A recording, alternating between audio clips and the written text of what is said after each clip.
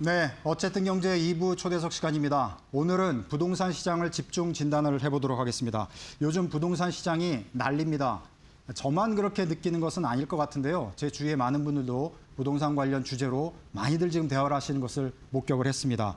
자, 최근 정부가 세제 중심의 부동산 정책 개편을 발표했는데, 자, 보유세와 거래세가 모두 바뀌기 때문에 주택을 갖고 계신 분들은 지금 당연히 관심을 갖고 지켜보시고 있고, 이것이 나중에 혹시 전월세 값이 또 인상되는 것으로 연결되지 않을까, 이런 걱정이 많이 나오면서 또 세입자분들도 많이 걱정이 지금 커지고 있습니다.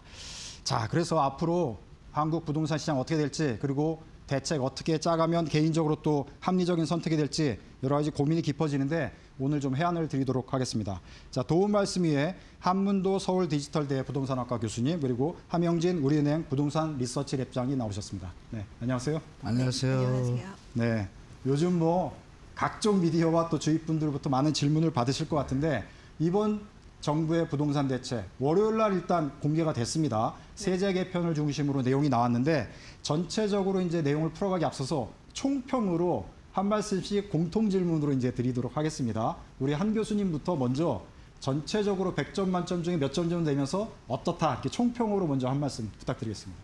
저는 이제 100점 만점에 59점 드리겠습니다. 59점이요? 그 이유는 네. 일단 우리가 60점 이하는 낙제라는 느낌이 네. 있잖아요. 그러니까 제가 볼 땐 낙제입니다. 낙제입니다. 열심히 했습니다. 열심히 했고 59점만큼의 어떤 내용들은 들어 있습니다. 네. 그 부분은 뭐냐면 실거주 위주 중심 어떤 부동산 정책, 그리고 공정 과세라는 대목에 대해서는 제가 59점을 드리는 겁니다. 네. 그런데 이제 시장이라는 것이 한 가지 정책을 썼을 때 그 뒤에 벌어지는 시장의 현상들이 있습니다. 네.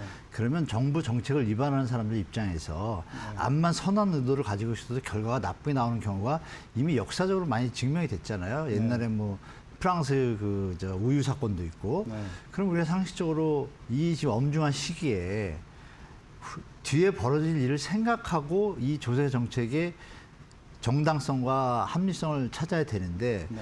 다 보면 조세의 세제 합리화라고 써 있지만 시장의 왜곡 현상이 벌어지는 것에 대한 어떤 내용들은 아무것도 없어요. 네. 근데 시장이 어떻게 반응하냐면 지금 팔으란 얘기잖아요. 결론은 비거주자는 팔으란 얘기고 다주택자도 팔으란 얘기예요. 네. 그런데 다 팔면 파는 물건들이 일시에 나오잖아요. 네. 그럼 우리가 생각할 때 우리가 물 구멍이 있는데 천천히 보면 계속해서 정말 100리터도 천천히 다 나갈 수 있는데 100리터를 한 번에 부으면 어떻게 돼요? 다 넘쳐가지고 책상 다 젖습니다. 네. 그러니까 이번 정책이 그런 것 같아요. 다 갑자기 순간적으로 매도하면 임차 전월세 시장이 어떻게 되겠어요? 매물이 급감을 하죠. 네. 그러면 이제 시장이 혼돈에 빠지게 됩니다. 네. 그 현상이 벌어질 게 너무 보여서 제가 59점 드렸습니다. 네.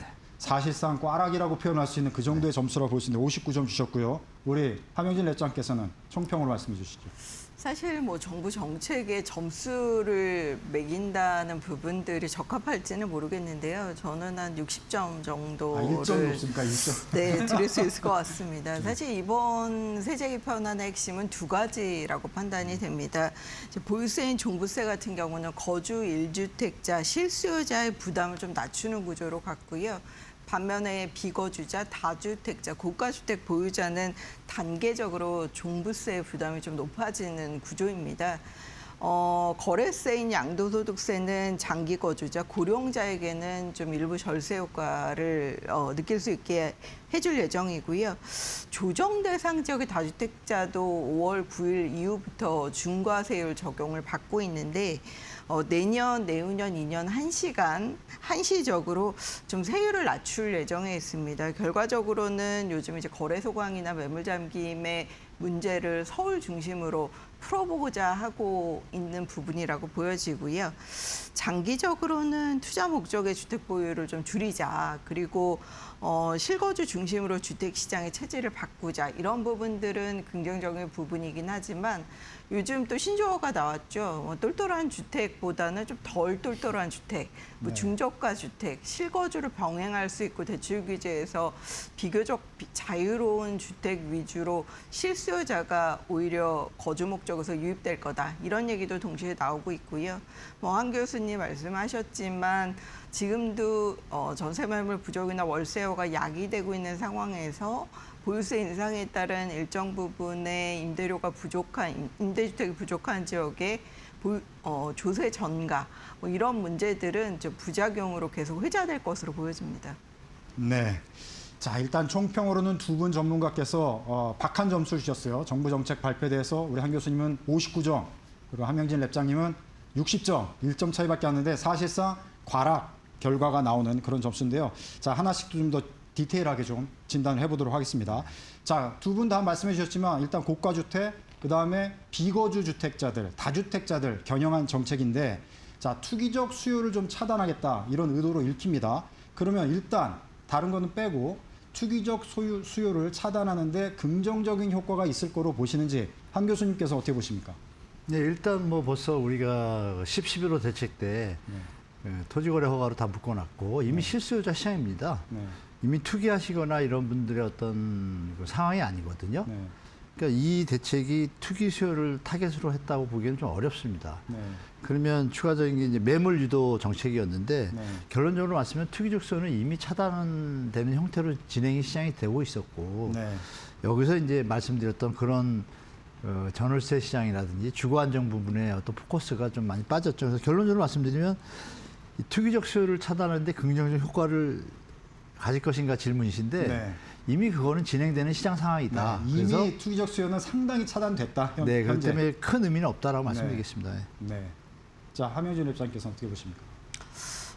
저는 이번 과세 정책이 거주하는 1주택자 그리고 거주하지 않는 비주택자에 대한 세부담을 좀 달리 가져가면서 주택 구매 수요자나 주택 보유자의 심리적 변화를 이끌어낼 수는 있다고 보여집니다. 뭐 지금도 수도권, 서울에 25개구, 경기도에서는 15개 지역이 토지거래허가 구역으로 지정이 돼 있기도 하고요. 뭐 조정 대상 지역도 있고, 가계대출 총량 규제나 스트레스 DSR 같은 대출 규제도 적용이 되고 있죠. 이런 부분들이 사실상 뭐 4개월 내에 내지는 6개월 내에 전입신고나 실거주를 전제로 하고 있기 때문에 사실 지금도 주택시장은 지금 들어오려면 실거주 위주의 주택시장으로 자리매김할 것으로 예상이 되고 있는데요. 다만 이제 기존에 갖고 계신 분들 중에 비거주하고 계셨던 분들은 절세를 하려면 결국에는 실거주와 장기 보유가 답일 수 있기 때문에 보유와 거주를 병행하려고 하는 심리적인 변화를 이끌어낼 수 있다는 부분에서는 좀 긍정적인 부분을 찾아볼 수 있을 것으로 보여지고요. 다만 이제 거주 요건을 전반적으로 절세 목적에서 강화한다고 얘기하는 부분들은 중저가 똘똘한 한 채를 오래 실거주할수록 세제 혜택을 볼 수 있기 때문에 오히려 이런 부분들이 더 견고해지는 이슈는 있을 것으로 보여집니다. 네. 자, 이렇게 투기적인 수요는 긍정적으로 일단 두 분 다 보시는 걸로 이렇게 이해가 지금 되는 상황이고요. 자, 그럼 우려되는 상황 조금 더 구체적으로 살펴보겠습니다. 아까 말씀해 주신 대로 결과적으로는 전월세 인상으로 이어질 것 같다. 매물 잠김으로 이어질 것 같다. 이렇게 말씀을 해 주셨는데 이렇게 실제로 보시는 이유를 구체적으로 좀 들어주시면서 말씀해 주시면 좋을 것 같아요. 한 교수님께서 먼저 말씀해 주시죠. 저부터 할까요? 우리가 서울시만 뭐 예를 들겠습니다. 네. 서울시에 먼저 밖에 집이 있다 현재 우리가 가정을 하면 말씀 주신 대로 뭐 정부에서 주장하는 네. 여기서 전세로 있던 뭐 전세를 주고 거주로 있던 거주하면서 보유하고 있던 상관없이 전세입자가 빠져나가면 그 원래 다른 곳에 있던 분이 들어오고 이분은 다른 데 가니까 총량의 제로섬이라고 해서 시장에 문제가 없다고 얘기를 하는 게 정부의 입장입니다. 네. 그런데 지금 시장은 전혀 다르게 움직인다는 것을 제가 말씀드리면 이 수도권에 계시는 분들 중에 서울에 집을 가지고 계세요. 네. 그러면 이번에 세제 정책으로 인해서 이분들은 무조건 서울로 귀환하실 겁니까? 귀성. 그래야지 최고의 어떤 절세를 하니까. 그러면 총량 부분에서 외부에 있는 요인이 더 들어오시잖아요. 네. 그 얘기는 뭐냐면 이 안에서 결국 모자르게 되는 현상이 벌어지는 건 필연적인 거고 이분들은 어딜 가냐. 이 와중에 이 서울 시내 자체에서도 아까도 말씀 올린 것처럼 일시적으로 다 매도를 하려는 물량들이 나오는데 전세 물량은 급감하게 되니까 희소성이 있게 되죠. 최근에 전세 가격이 지금 70%대까지 오른 단지들이 많이 생겼어요. 네. 그러면 이게 매도 어떤 전환이 이루어질 수 있는 상황인데 대출은 또 막혔잖아요. 그러니까 이게 시장이 거의 혼동되는 건 보여지면서 그럼 전세 입장에서 어떻게 되냐? 지금 최근에 그 수도권 분들이 미리 통보를 하고 있어요. 네. 6개월, 1년이 남았음에도 불구하고 빨리 팔아야 되겠으니까 빨리 팔아야 빨리 들어와서 거주기간을 늘리지 않습니까? 네. 그러니까 한꺼번에 지금 몰렸어요. 그래서 이것이 단순히 뭐 어떻게 보냐의 차원이 아니라 이미 벌어지고 있습니다. 그래서 실제로 제 주위 지인 수도권에 집 가진 친구들도 전화 옵니다. 야, 문대야, 나 지금 들어가야 되는 거 맞지? 맞죠, 제가 봐도. 그럼 이 얘기는 뭐냐? 아, 전월세 나는 피할 수 없는 상황이 됐다. 근데 이것을 정부가 어떻게 풀어나갈지는 상황 난감하겠지만 공급 대책이 조금 기대가 되긴 하지만 일단 그 현상은 벌어질 것 같습니다. 예. 네. 함현진 랩장께서는 어떻게 보십니까? 가장 큰 이슈는 역시 이제 풍선 효과와 전월세 시장의 부담이 높아졌다는 부분일 것으로 보여집니다. 세금 부담이 특정 유형이나 특정 계층에 집중되게 되면 역시 수요는 규제의 수위가 낮은 곳으로 이동할 수밖에 없고 이런 부분들이 결과적으로는 풍선 효과를 야기할 거라고 보여지긴 하는데요.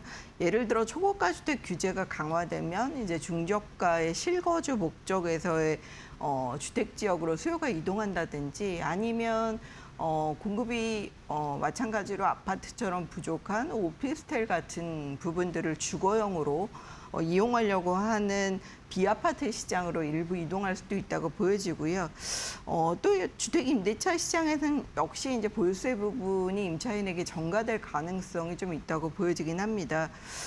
내년에 전국적인 아파트 입주 물량이 올해보다 약간 증가하긴 하지만 서울과 같은 지역에서는 아파트 중심으로 10,000가구 정도대로 입주 물량이 올해보다 더 줄어들 수밖에 없는데요.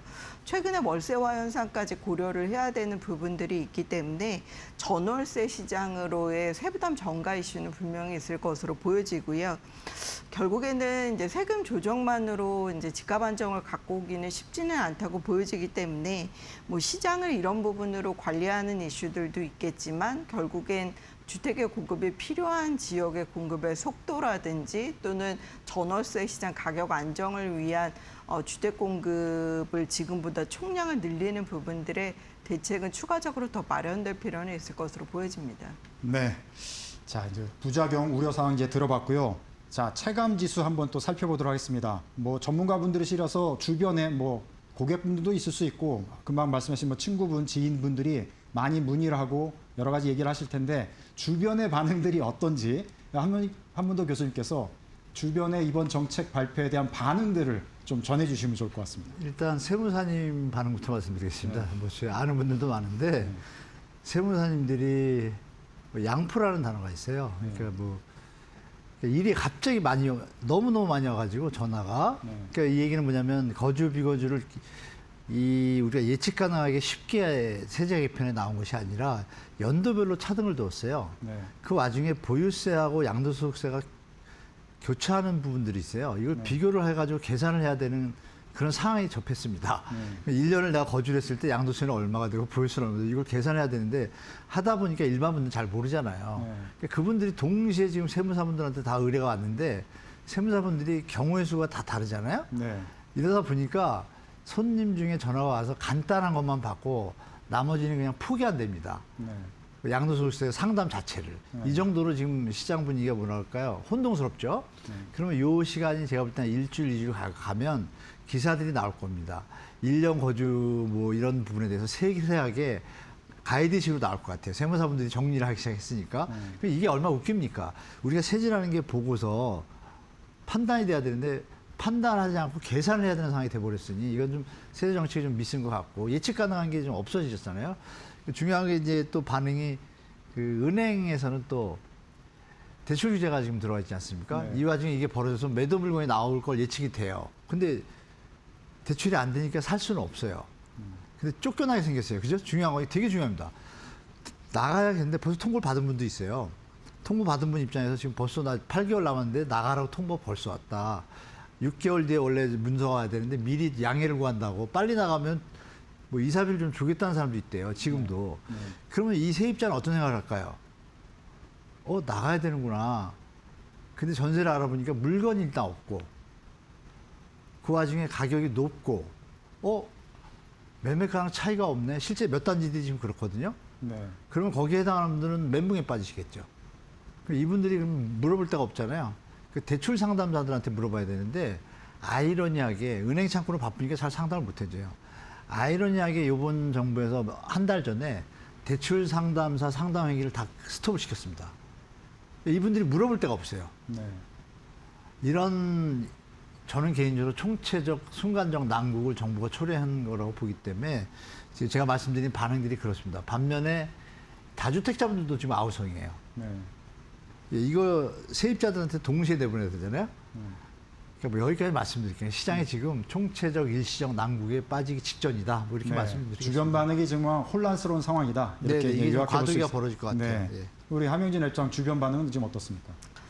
사실 아직 뭐 세제 개편안 개정이 현실화된 것이 아니라 연말까지 이제 법 개정을 해야 되는 부분들이 있기 때문에 조금 더 두고 보겠다는 분들도 계신데 확실히 상담 건수는 좀 증가하고 있는 것으로 보여집니다. 역시 개인이 갖고 있는 주택수 그리고 해당하는 주택수에 대한 올해와 내년의 보유세 그리고 그 주택 중에 일부를 증여했을 때의 증여세 부담, 그것도 A주택을 증여할 것이냐, B주택을 증여할 것이냐에 따른 증여세의 가치, 그리고 그 외에 만약 증여하지 않고 양도한다면 사실상 이제 언제 양도해야 되고 양도소득세 부담은 얼마나 될지 뭐 이런 굉장히 다양한 부분들의 개개인이 갖고 있는 자산에 대한 시뮬레이션을 하기를 원하고 있는 상황인데요.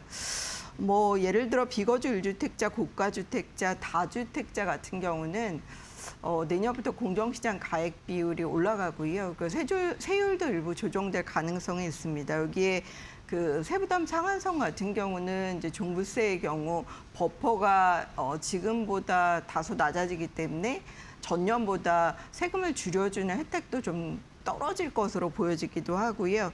뭐 이런 분들은 확실히 세금 부담이 커지기 때문에 절세에 대한 요청들, 세금 상담 요청들이 좀 많은 편이고요.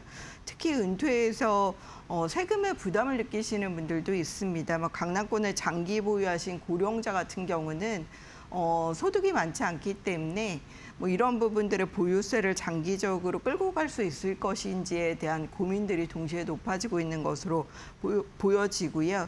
뭐 거기에 이 시점에서 가지고 있는 주택 중에 한 채를 증여하는 것이 나은지 아니면 보유하고 일정 부분 월세로 전환하는 것이 나은지 아니면 정부가 퇴로를 열어준 2년 동안 매각해야 되는 것인지 상당한 많은 고민들을 하고 있는 것으로 보여집니다.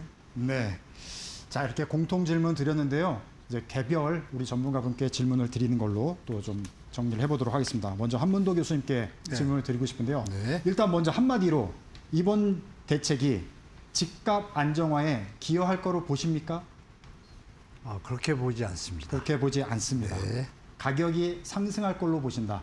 구간별로 다릅니다. 구간별로는 다르다. 초고가 주택은 만약에 우리 랩장님 말씀하신 것처럼 그 세제 개편안이 현실화됐다고 가정할 때, 네.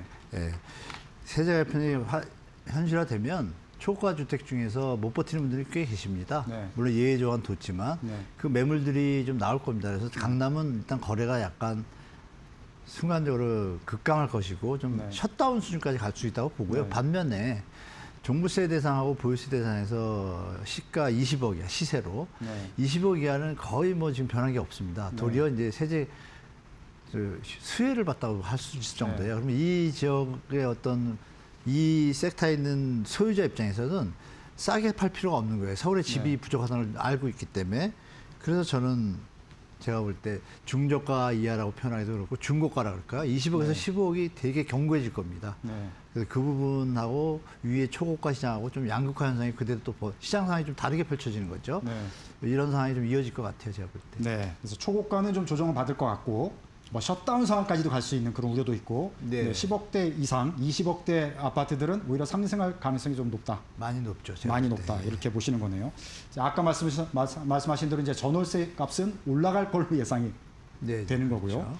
자, 근데 이제 정부는 사실 갭 투자도 차단을 하고 이제 실거주 위주의 시장으로 가겠다. 이렇게 의지를 표현했다고 보시는데 이거의 구조적인 의미를 정부는 어디에 뒀다고 이렇게 황 교수께서는 해석을 하십니까? 이건 어디 목적이 없는 것 같아요. 네. 일단 초고가 주택에 대한 어떤 상징성을 갖기 위해서 세제 개편을 짜고 있다가 네. 대통령께서 얘기하신 비거주 주택, 네. 초고가 주택, 다주택 이렇게 세 분야로 이제 네. 타겟을 잡았는데 이게 시장 상황을 전혀 예측하지 않는 네. 뭐라고 표현해야 될까요? 선무당이 사라진다 그럴까요? 네. 빈대 잡으려다 초과상관 태운다. 뭐 이런 식입니다. 쉽게 말하면 상생임대인 제도가 있지 않습니까? 네. 상생임대인 제도도 그렇고 매입임대도 그렇고 건설임대까지 들어가 있어요. 네. 건설임대 사업자는 사실 정부에서 장려를 해야 돼요. 네. 계속 공급을 늘려야 되는데 네. 이걸 그냥 하나의 예외도 거의 두지 않고 다 매도할 수밖에 없는 상황을 지금 연출한 거예요. 네. 그러니까 정부가 얘기하는 세제 합리화 뭐 이런 부분의 어떤 정당성이 저는 거의 없어졌다고 봐요. 네.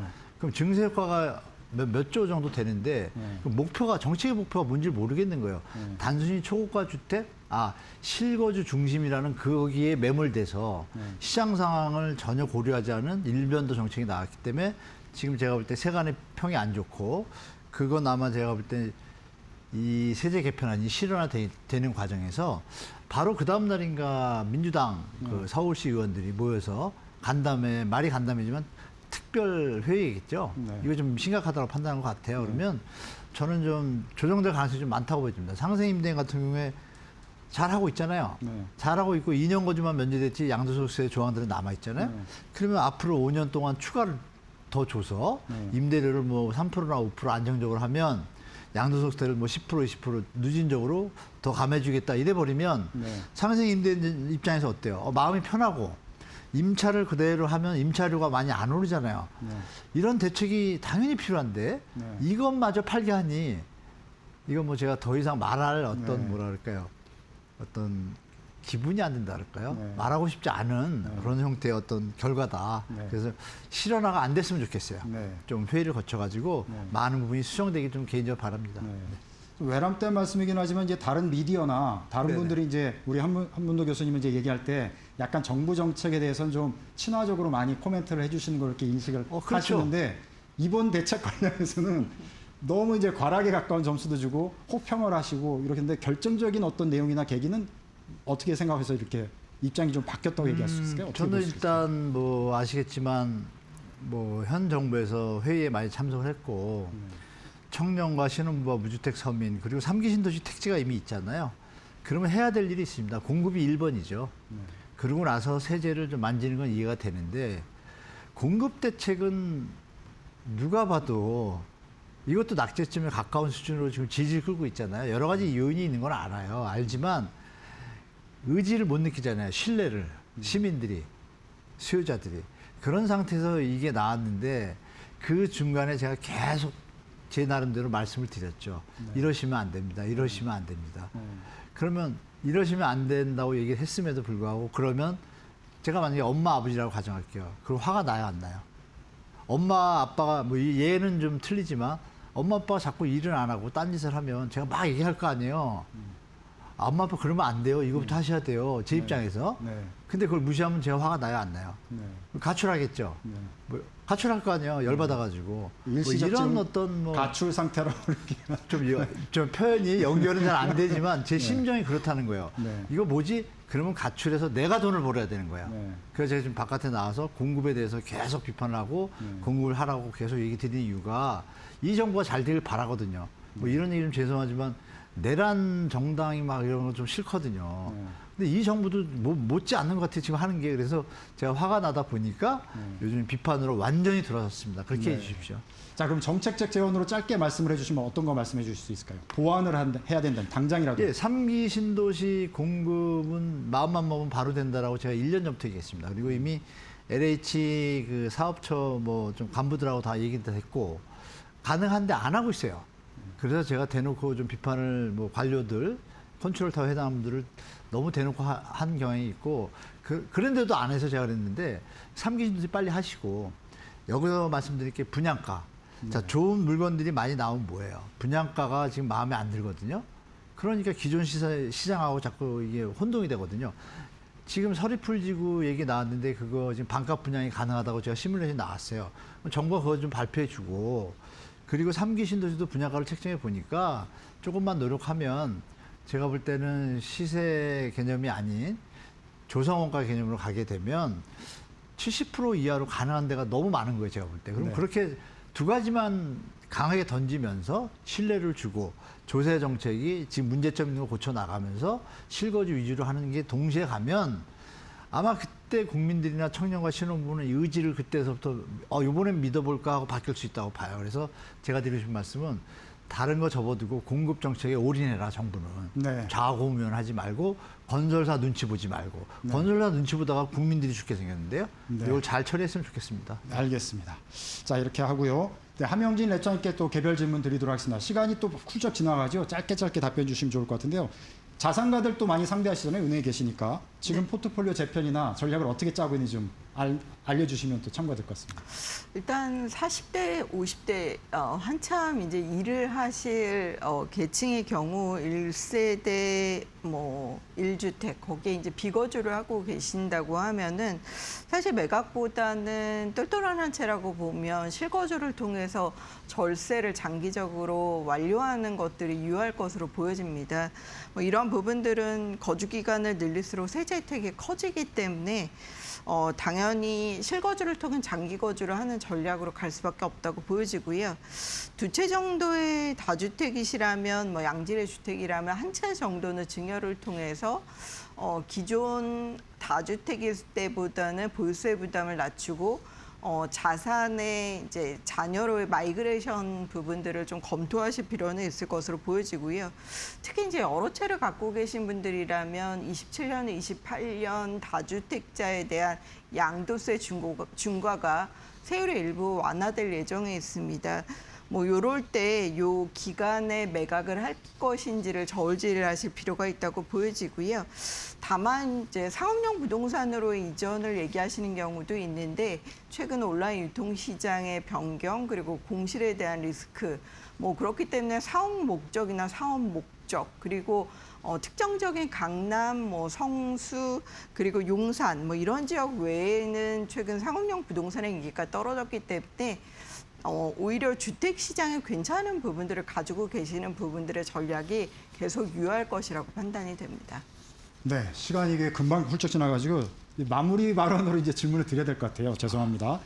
자, 뭐 재테크 조언도 좋고 당국자에 대한 부탁도 좋고 함영진 랩장 먼저 말씀을 해주시면 좋을 것 같습니다. 한 40초 정도 말씀 주시면 될 것 같습니다.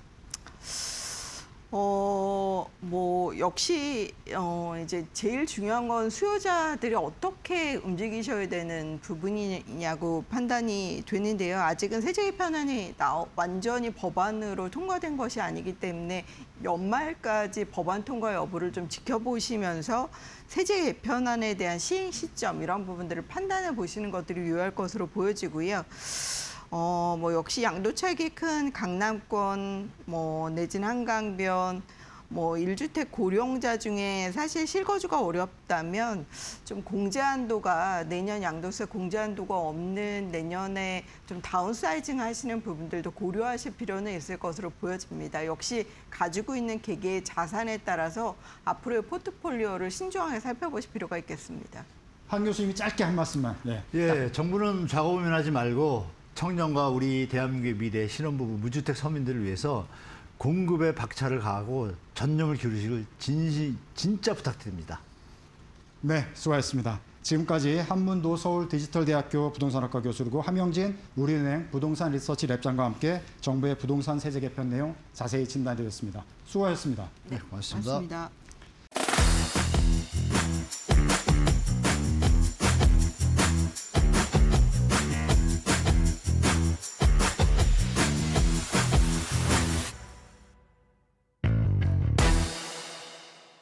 정부가 지난주 세제 개편 발표에 이어서 이번 주에는 부동산 공급 금융 대책을 추가로 발표했습니다. 관련해서 시장 관심이 높은데요. 앞으로 시장 어떻게 전개될지 또 정책 내용 분석까지 포함해서 진단해 드리도록 하겠습니다. 자, 도움 말씀 위해 김효선 국민은행 부동산 수석 전문위원 나오셨습니다. 네, 안녕하세요. 안녕하세요. 요즘 바쁘시죠? 네, 좀 정책이 많이 정신이 나와서요. 없을 정도로 바쁘실 것 같은데. 네. 자, 전체적으로 뭐 지난주에 세제 개편 나오지 않았습니까? 네. 이번 주는 이제 공급 금융 대책. 네. 어제요. 어제 발표해가지고 맞습니다.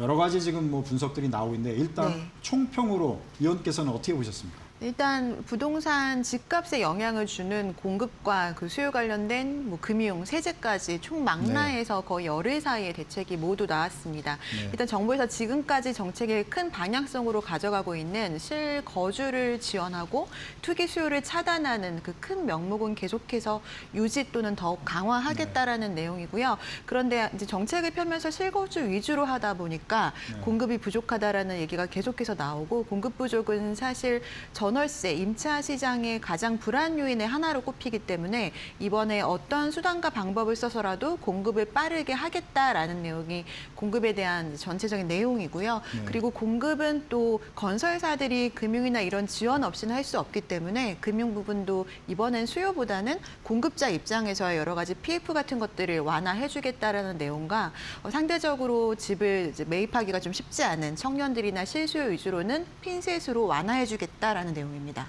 네.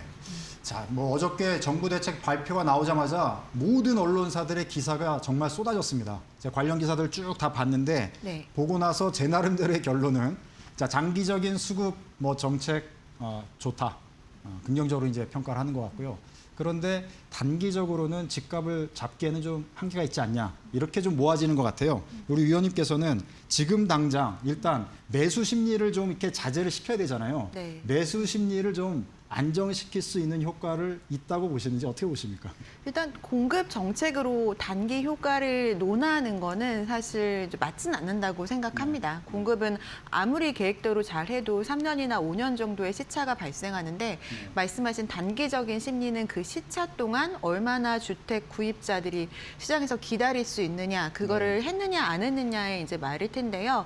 사실 이제 그런 부분까지 기대하기는 좀 어려울 것 같긴 합니다. 왜냐하면 당장은 실제 거주할 집이 부족해서 공급이 필요한 상황인데 빈집을 만들어내야 되는 거잖아요. 근데 아무리 빨리 해도 30년의 착공 기준으로 되어 있다 보니까 당장의 공급 부족, 앞으로 확정된 입주 물량이 부족한 상황에서 그것까지 안정시키는 거는 이번에 나온 대책들을 얼마나 빨리 정말 약속대로 잘 진행되느냐의 추이를 살펴보고 아마 좀 이렇게 반영이 될 것 같습니다. 네. 전체로 보면은 지난주 세제 개편 발표했을 때보다는 분위기는 좋아요. 네. 이번에 공급이나 금융 대책 나온 걸 봤을 때는 업계에서도 뭐 환영 평가를 내놓기도 했고요. 자, 말씀하신 대로 이제 대책의 핵심은 속도입니다. 속도. 그래서 이번에 나온 대책 중에 가장 눈에 띄는 게 그 지구 그 공공택지 개발하는 거를 68개월에서 37개월로 초고속 스피드로 이제 개발을 하겠다. 이게 핵심인데 네. 문제는 이제 이게 가능하냐는 거죠. 가능한지 안 한지 위원님께서는 어떻게 보십니까? 일단은 이제 빨리 하려면 사실 이제 보상 기간이 상당히 진행됐거나 아니면 분쟁이 좀 덜한 지역들은 가능할 수 있습니다. 근데 공공택지들의 사업이 지연되는 가장 큰 요인은 인허가에 대한 절차, 인허가 속도보다는 말씀드린 보상에 대한 부분이나 뭐 관계 기간 같은 민원 같은 것들 발생하는 그 갈등 문제거든요. 그래서 그런 게 있는 상황에서는 사실 아무리 인허가 절차를 단축을 해줘도 분쟁을 또 얼마나 해결하느냐에 따라서 또 달라질 수 있기 때문에 지금 나온 이 정책만으로는 좀 쉽지는 않을 수 있다라고 판단이 됩니다. 네. 자, 말씀하신 대로 분쟁이 없는 지역은 정부가 단축해서 진행을 하면 그건 가능하다. 네. 근데 분쟁이 있는 곳은 정부가 이런 의지를 표명해도 쉽지는 않을 것 같다. 이렇게 보시는 거잖아요. 그다음에 이제 조합 설립 단계에서 동의율도 이게 몇 퍼센트에 따라 이게 상당히 사업 추진이 힘들어지는데 이걸 5% 낮췄어요. 네. 75에서 70%로. 이것도 상당히 진전된 부분인데 그런데 이제 여기서도 뭐 이후에 공사비 갈등이나 이런 게 있으면 또 진척이 되고 쉽지가 않을 텐데 이런 것들을 그래도 더 속도를 내기 위해서는 추가적으로 어떤 보완책들이 더 있으면 좋다고 보시는지 또 뭐 제안도 해주시면 좋을 것 같아서요. 일단 그 동의율을 낮추는 부분도 토론회 때 많이 나왔던 네. 얘기거든요. 그러니까 전체적인 내용들이 토론회에서 전문가나 일반 시민들 또 관련된 공급자들이 발언했던 게 상당히 많이 군데군데 네. 담겨져 있습니다. 네. 말씀하신 건 전체 정비 사업은 아니고 재건축은 동의율이 70%였는데 재개발은 오히려 더 어려움에도 불구하고 동의율을 더 많이 요구를 했었어요. 네. 근데 그걸 재건축 수준에 맞게 지금 맞춰준 이제 부분이고요. 동의율 대출은 사실 70% 정도까지는 뭐 이렇게 속도를 낼 수는 있지만 그 이상을 받기는 사실 쉽지가 않거든요. 정말 안 하겠다라는 사람들의 네. 의지가 좀 많기 생각은 다 때문에. 다르니까요. 네, 그래서 그 상단을 좀 낮춰줬다라는 부분은 그것만으로도 의미가 있다라고 보여지고요. 네. 다만 이제 빠르게 하려고 하면은 사실 사업성을 해결해야 되는 게 가장 네. 큰 부분인데 사업성은 정책적으로 해결하기는 굉장히 쉽지는 않습니다. 이번에도 네. 정부에서 할 수 있는 여러 가지 대출이나 이런 부분을 완화해주긴 했지만 네. 어쨌든 이제 분쟁이나 이런 것들을 조정하는 것도 갈등조정위원회 이런 게 담겨 있긴 해요. 그래서 네. 지금 여러 가지 넣어놓은 부분들이 잘 이제 그 효과를 발휘하면은 좀 당겨질 수도 있다라고 봅니다. 네. 이번에 또 이제 눈에 띄는 게 금융 대책에서 사업자는 이제 PF 보증이 이제 좀 원활하게 돼야지 되는데 그게 지원이 안 되니까 멈춰 있었고 이제 사시는 분들 입장에서는 이주비 대출이 안 되니까 네. 또 멈춰 있었고 네. 이런 것도 좀 풀어주기 위해서 PF 보증도 늘리고 이주비 대출도 좀 완화하고 네. 뭐 이렇게 돼서 약간 긍정적으로 업계에서는 평가를 하고 있는 것 같은데 전체적으로 우리 위원께서는 어떻게 보십니까? 숨통이 좀 터질 거로 이렇게 보십니까? 그렇죠. 그때 토론회에서도 늘 이제 공급하시는 이제 입장에서 말씀 많이 하셨던 게 사업이 지금 안 그래도 네. 지연이 되는데 네. 지연되다 보면 갑자기 대출 연장이 안 되고 아니면 금리가 너무 변동되고 높아지고 이런 상황이 너무 발생된다라는 얘기 많이 하셨거든요. 그래서 이제는 좀 장기적으로 대출을 해주고 금리도 고정금리로 하겠다라는 내용들이 담겨져 있고요. 네. 그리고 이제 수요자 입장에서는 이주비 대출이 총량 관리에서 제외가 됐어요. 네. 그러니까 전체 그 자기의 대출 그 부분에선 빠졌다 보니까 네. 아무래도 이 부분은 의미가 크다라고 이제 보여집니다. 그래서 이주비 대출이 주택담보대출이냐 사업자 대출이냐 이런 논란도 많았는데 네. 금융위 자료 보면 가로치고 사업자 대출이라고 또 적혀져 있어요. 네. 그래서 어느 정도는 사업을 원활하게 할 수 있도록 이주비 대출도 숨통은 틔워줬고 또 대출을 내는 대출 그 금액을 산정하는 방식도 네. 종전 자산 평가액으로 좀 낮게 평가됐던 게 네. 종전과 종후를 비교해서 높은 금액으로 할 수 그것도 있기 상당히 중요한 때문에 포인트 같더라고요. 그렇죠. 네. 그래서 대출이 더 많이 나올 수는 있지만 여전히 금액에 따른 6억까지의 상한선은 또 유지되고 있기 때문에 완전히 풀어준 건 또 완전히 푼 아니거든요. 건 아니죠. 그렇지만 어찌됐던 지금의 정부 기조를 그 유지하면서 네. 할 수 있는 데까지는 해줬기 때문에 그래도 어느 정도는 숨통이 틔워졌다라고 생각됩니다. 자, 이렇게 숨통이 튀어지는 건 좋은데 또 이제 우려되는 것도 하나 여쭤보고 싶은 거는 강남이나 이제 한강벨트 중심으로 정비 사업장들도 여러 군데가 있는데 네. 이쪽에 이제 이렇게 숨통이 튀어지면 또 이제 속도가 나고 이렇게 되면은 단기적으로는 또 이쪽에 투자 수요가 몰리지 않겠냐. 역시 아직도 똘똘한 한 채에 대한 그 욕망들이 사람들한테는 다 있기 때문에 네. 이렇게 단기적으로 또 투기 수요 내지는 투자를 하더라도 좀 다시 또 시장이 과열될 요소는 없는 건지 네. 이 부분은 어떻게 보십니까? 물론 정비 사업이 지금 지원을 하기 전에도 아무래도 사업성이 더 좋으니까 분양가를 많이 받을 수 있으니까 말씀하신 강남권이나 이런 지역들 사업 속도가 더 빨리 났는데 이제 지원이 또 나왔으니까 더 빨리 날 수는 있겠죠.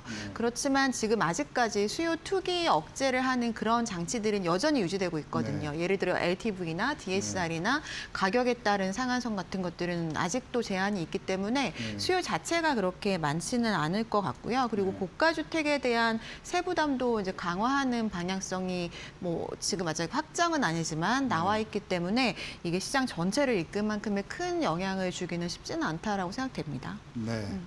자, 이제 PF 보증과 관련해서 제주에도 이제 부동산 개발하시는 분들을 보면 이것 때문에 이제 사업이 막혀가지고 굉장히 고통스러워하시는 분들이 많은데 이게 좀 풀릴 것 같아서 네. 뭐 굉장히 다행이다. 네. 사업하시는 분이나 주택 공급 차원에서 볼 때.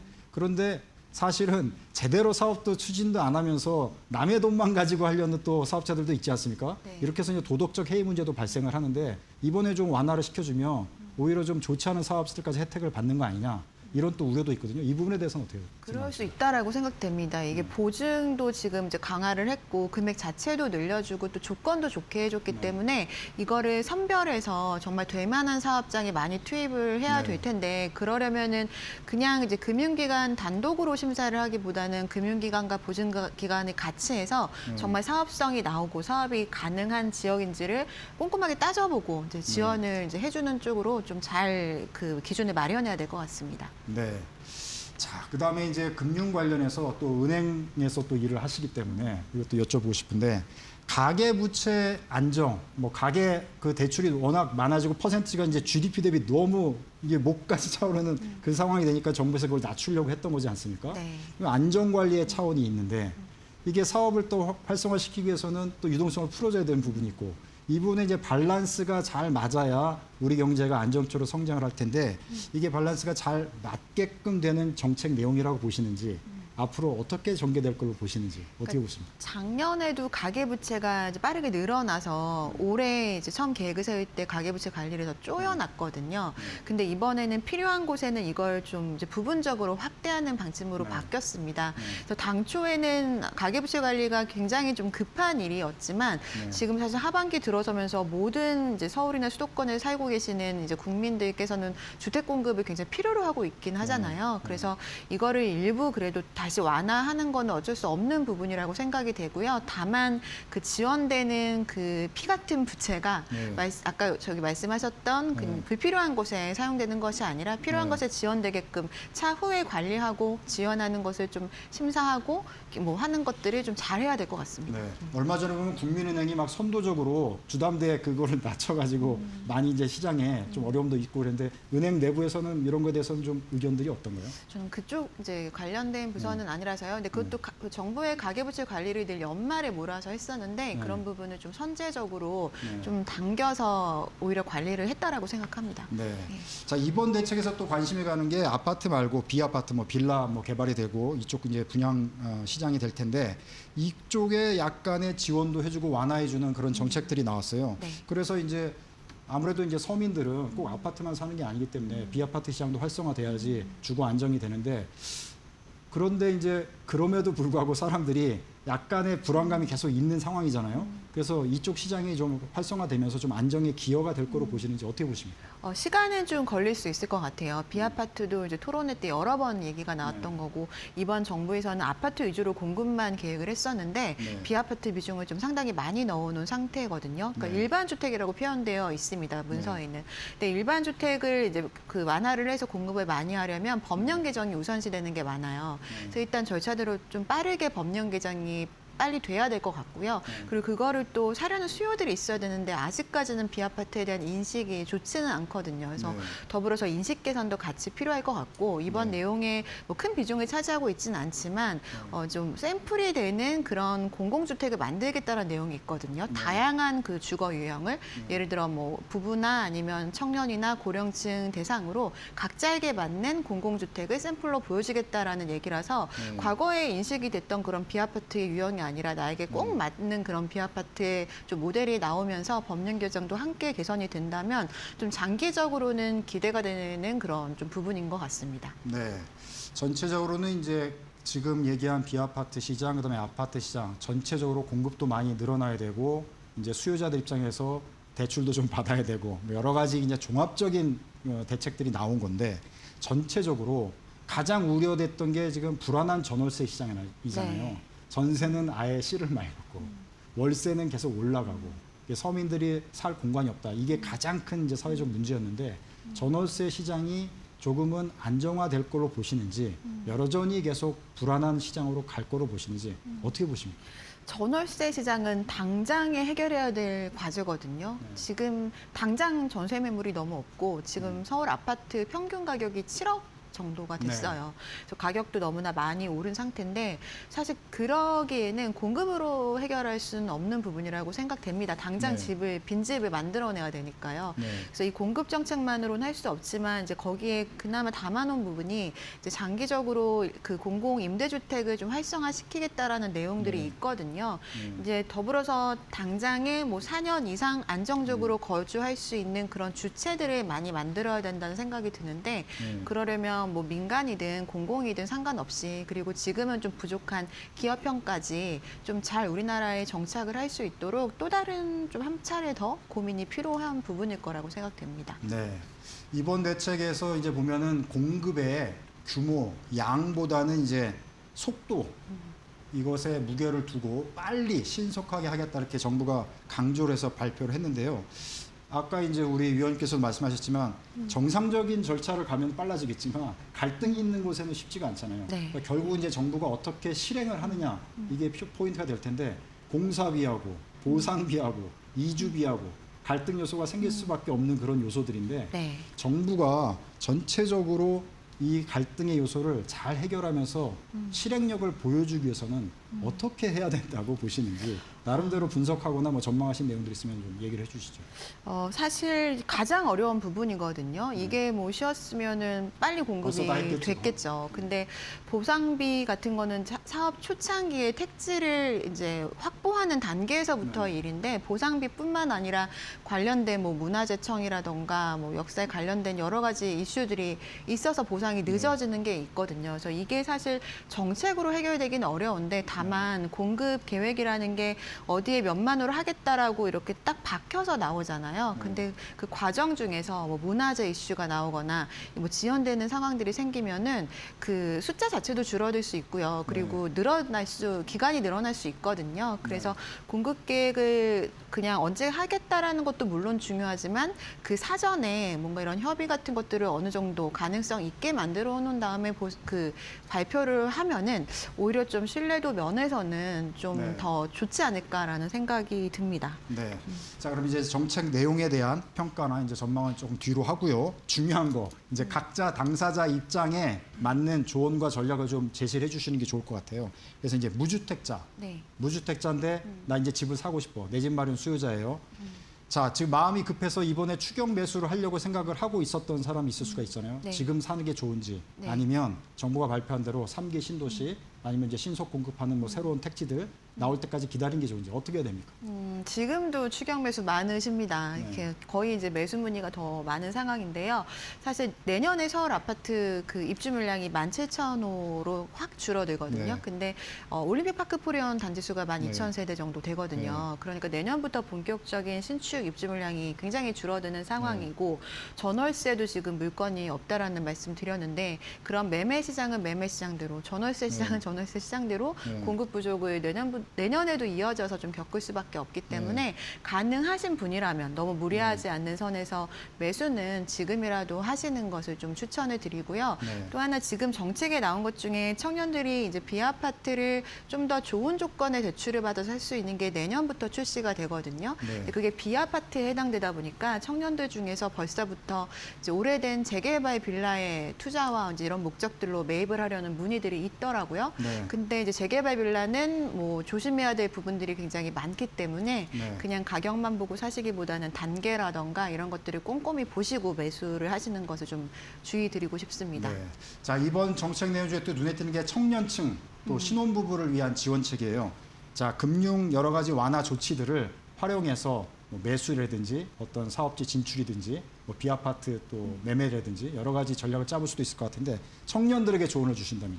네, 청년들이 사실 뭐 자산 형성 시기도 짧고 현금에 대한 뭐 흐름도 그 기성세대보다는 좋지 않을 수밖에 없기 때문에 가장 지금 힘든 상황이고 월세도 평균 150만 원이라고 하더라고요.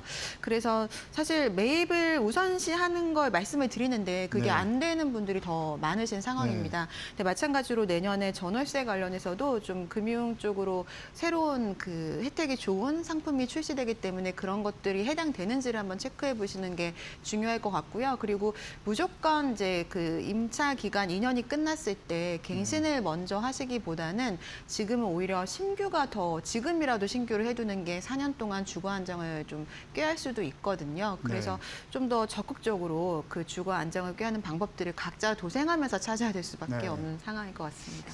자, 이제 저는 주택이 있어요. 근데 상급지로 갈아타려고 또 준비하시는 분들 있잖아요. 네. 이번에 뭐 주요 알짜 지역들이 사업 추진이 빨라질 수 있는 가능성이 이제 열렸으니까 그럼 나도 여기 이제 올라타 볼까? 이렇게 고민하시는 분도 있을 것 같아요. 네. 상급지 갈아타기 전략 어떻게 하면 좋습니까? 그런 상담도 많이 했는데 사실은 지금은 이제 본인이 갈아타려고 하는 그런 주택 같은 경우에는 본인 집보다 더 상승폭이 컸을 가능성이 높거든요. 그래서 현금 여력이 어느 정도 있지 않으면 사실 갈아타기가 쉽진 않거든요. 그리고 네. 주택 관련해서는 거래 비용도 크기 때문에 그거는 이제 이렇게 모아둔 현금 자산 여력, 융통할 수 있는 자산이 어느 정도 이제 따라서 좀 다를 수 있을 것 같은데 만약에 가능하다고 한다면 이제 그 상급지 갈아타기도 굉장히 유효하지만 지금 세법 개정안이 아직 확정이 안 됐잖아요. 근데 그게 확정이 되면은 고가주택부터 영향을 받을 거라고 생각되거든요. 그래서 세법 개정안이 확정이 어떻게 되는지도 좀 살펴보고 그 후에 움직이는 것을 추천드리겠습니다. 네. 그다음에 이제 전세 월세 세입자분들이 또 대다수기 때문에 네. 임대차 계약 만기를 앞두고 있거나 지금 또 살고 계신 분들은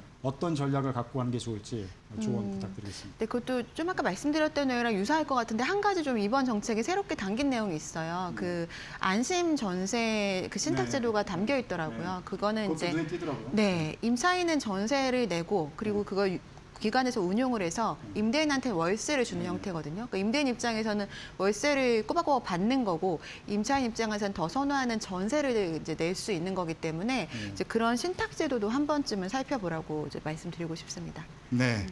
자, 뭐 시간도 이제 많이 지나가가지고 자 앞으로 하반기 그다음에 장기적으로 우리 시장에서 주요하게 살펴봐야 될 변수 그다음에 네. 뭐 제언 주실 게 있으시면 간단하게 마무리 말씀 부탁드리겠습니다. 지금 어느 때보다도 이제 주거 불안에 대해서 많이들 이제 말씀하시는 때인데요. 지금 이제 모든 가장 중요한 부분이 공급입니다. 공급은 근데 정부 정책 탓도 아니고 지금 그동안 이제 굉장히 바뀐 사업 환경 때문인데 그래도 이번에 공급 계획들이 이제 제가 봤을 땐 굉장히 총망라해서 할 수 있는 거 다 넣어놨거든요. 그래서 이게 얼마나 빠르게 잘 진척되는지 살펴보시는 거를 좀 말씀드리고 싶고요. 그리고 관련된 이제 제도도 굉장히 복잡하기 때문에 움직이시기 전에는 늘 이제 특히 세제에 관련된 것들 어떻게 적용되는지를 한번 점검하고 움직이시기를 좀 말씀드리겠습니다.